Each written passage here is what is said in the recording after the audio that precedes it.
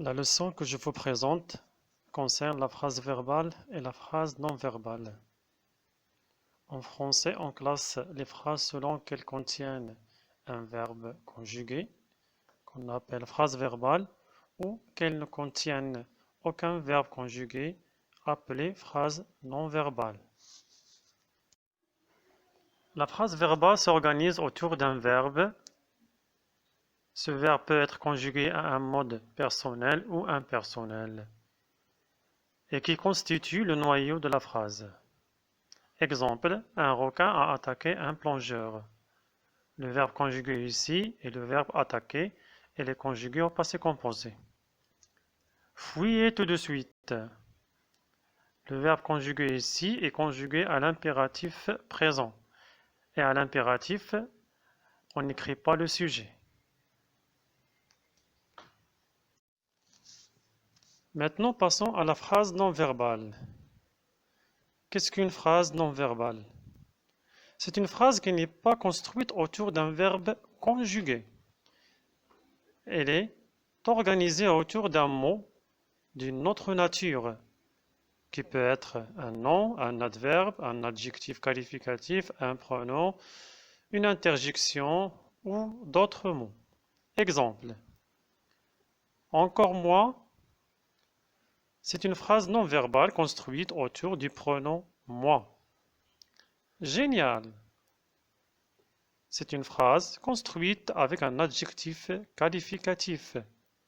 Impossible de croire une chose pareille. Le noyau, ici, peut être un adjectif. Découverte de pétrole en France. Cette phrase est construite autour du nom découverte. Ah, stop, oust. Ces phrases sont construites ou bien sont formées avec une interjection. Vraiment? Non. Ces deux phrases sont formées avec un adverbe. Les phrases nominales sont souvent des phrases exclamatives ou interrogatives. Exemple, attention au requin. Quel requin? Ou des titres ou des slogans publicitaires. La mort d'un plongeur, c'est un titre.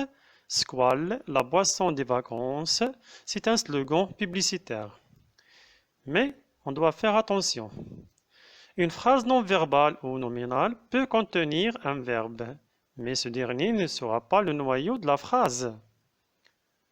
Exemple, terrain à vendre. Nous avons ici un verbe à l'infinitif, mais dont la fonction est un complément du nom. Il complète le nom terrain. Nous avons ici, dans le deuxième exemple, voici un terrain qui est à vendre. Qui est à vendre, c'est une subordonnée relative qui complète le nom terrain. Elle contient un verbe conjugué, mais la phrase entre dans la phrase nominale.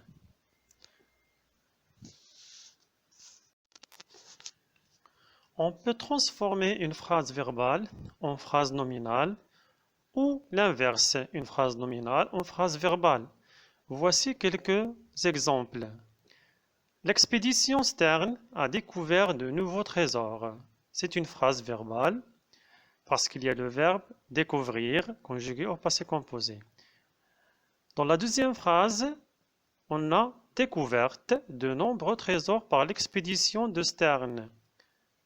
On a choisi le nom du verbe découvrir pour transformer la phrase verbale en phrase non verbale.